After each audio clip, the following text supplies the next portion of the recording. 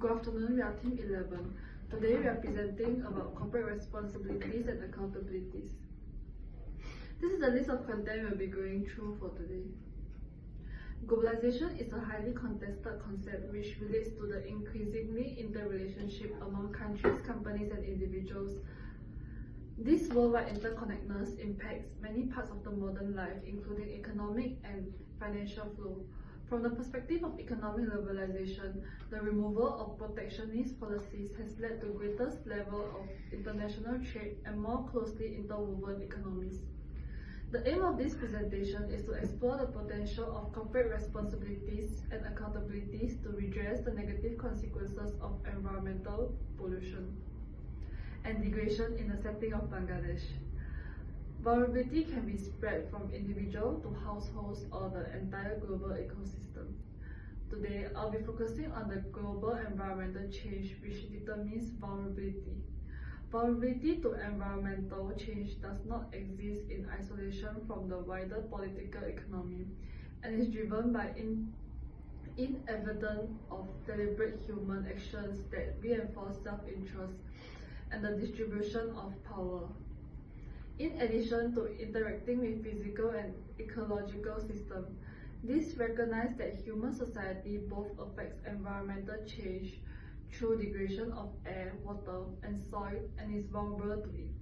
Next, Montalbano reviews three basic components of vulnerability analysis.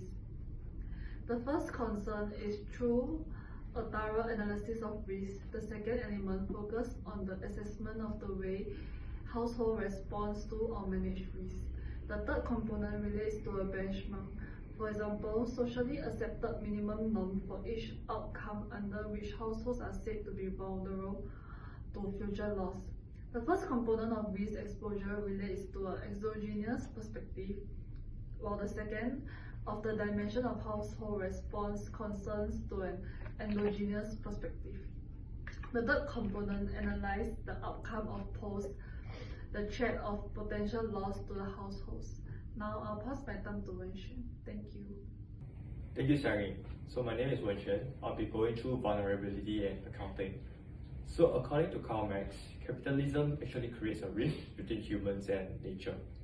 So capitalism actually believes that natural resources are free and therefore it does not take into consideration the externalities that come with it.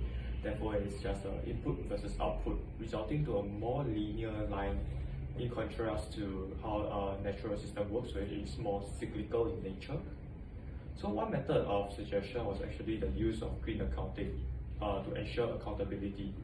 So while this method accounts for the externalities, however, such methods actually has its own drawbacks, such as the lack of power for regulations to sanction powerful corporates, adding to the weakness of such methodology. So another suggestion was actually to take into consideration the vulnerable in order to come up with more meaningful options and studies.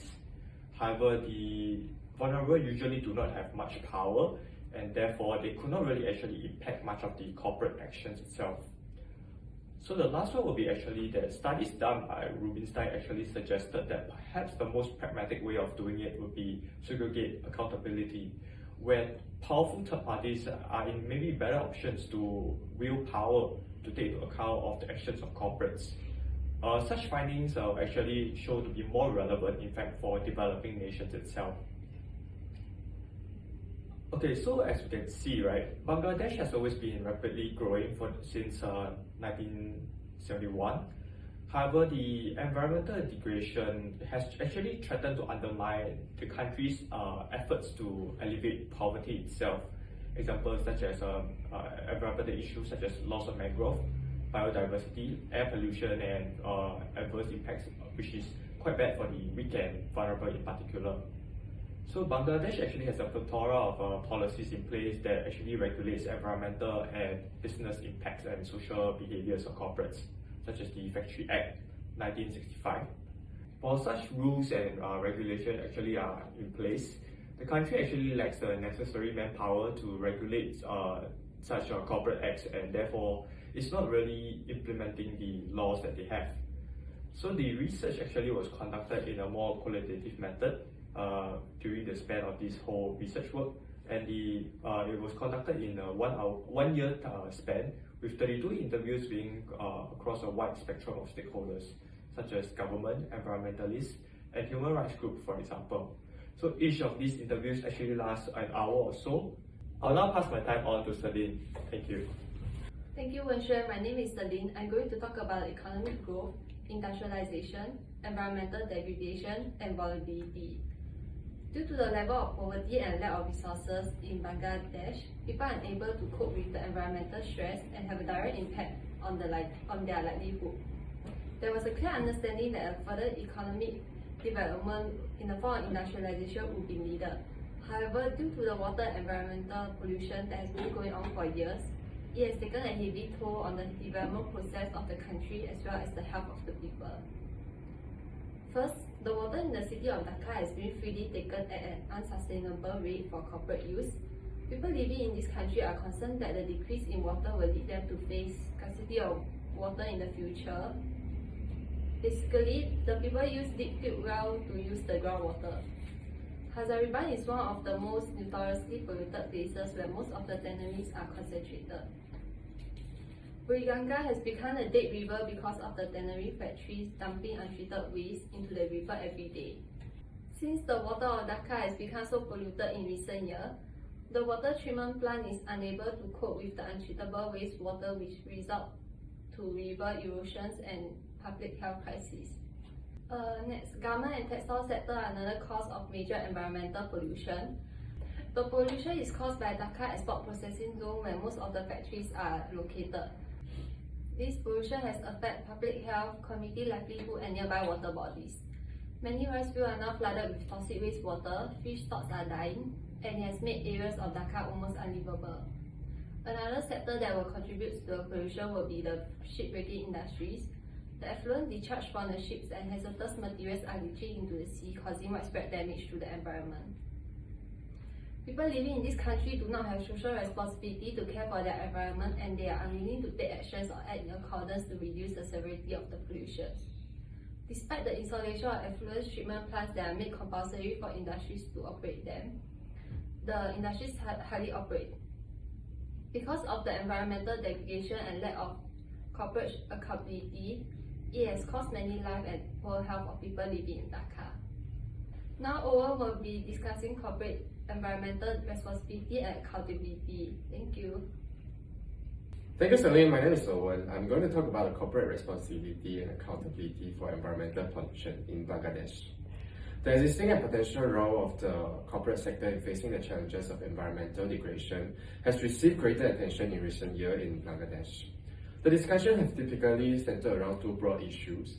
Firstly, the contribution of some corporations to environmental degradation and the debates about corporate environmental accountability and responsibility. Secondly, a suggested corporate role in facing the challenge of environmental degradation in the form of support to community toward poverty reduction, social protection, a more responsible behavior, and environmental friendly practices in the production of processes, and also partnership with the government. Next, most of our corporate interviewees were aware of the environmental issue raised above, but they are not perceived as being at a priority for the business. In addition, it also revealed denial and failure or unwillingness to recognize the implication of some of the environmental impact of their own business. If they were to take care of the environment, it will be a huge cost involved and very expensive. Corporate non-compliance with this environmental regulation is a widespread phenomenon in Bangladesh, as there's no enforcement by the government, and the reason are due to a lack of human resources, so they are not able to monitor and enforce legislation, and also there's power imbalance between the Department of Environment and the corporate sector and level of corruptions. Looking at the next slides, the inability of the DOE to enforce environmental regulation reflect a lack of political will of successive governments. In order to change, this political commitment is a must. But in the Bangladeshi context, it is difficult for government officials to ensure compliance without having the necessary backing of their political masters. Unfortunately, many of these political masters are also industrialists running businesses that are polluting the environment the DOE is attempting to protect. Given our interviewees' view on corporate responsibility for the environment, we next wanted to ascertain what role reporting could play in corporate accountability in this regard. Next, there were a number of reasons proffered as to why role reporting would be valuable.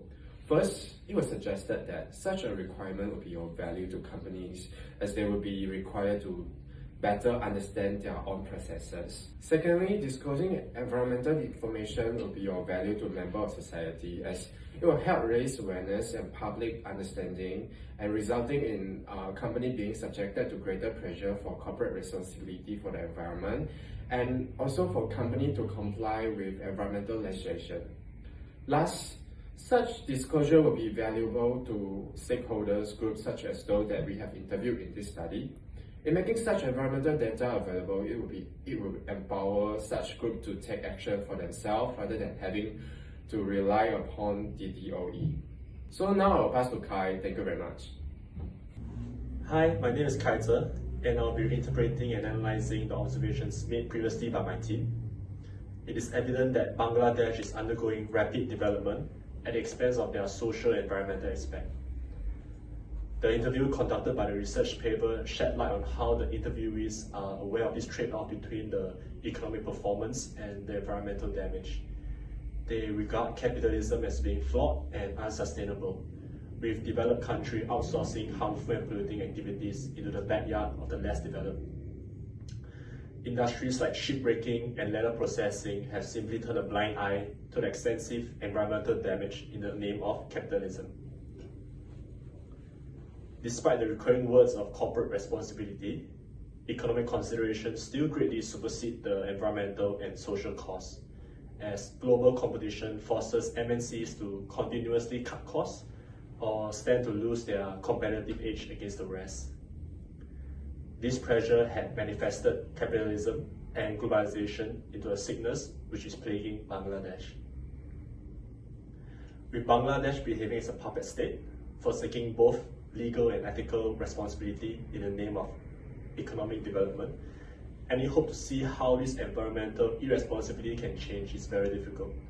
This is because the conflict of interest will unlikely drive any positive change to corporate reporting. It is therefore suggested that this lack of government support in Bangladesh can be solved with the concept of surrogate accountability. Powerful NGOs can actually act as a third party on behalf of their voiceless community to hold unsustainable businesses accountable. However, such a solution requires businesses to be transparent in a way that they account for their actions, which is heavily flawed when it comes to real-life interpretation. This further leads us to the secondary solution of compulsory corporate reporting in the hope of addressing the problem of asymmetric information. However, such a solution will once again tend to be overly optimistic, as heavy costs will be incurred for the system to be in place to track and collect data. Furthermore, this will jeopardize Bangladesh's current situation, as MNCs will simply move out and transfer to less regulated economies. As I can conclude, with all the solutions out the window, the mindless and unsustainable conquest for capital accumulation is only set to doom Bangladesh. The endless exploitation of both human and natural resources will continue till nothing is left. As such, a social and cultural revolution is required if we are to challenge the capitalist system that has created human vulnerability and ecological risks. I thank you for your time.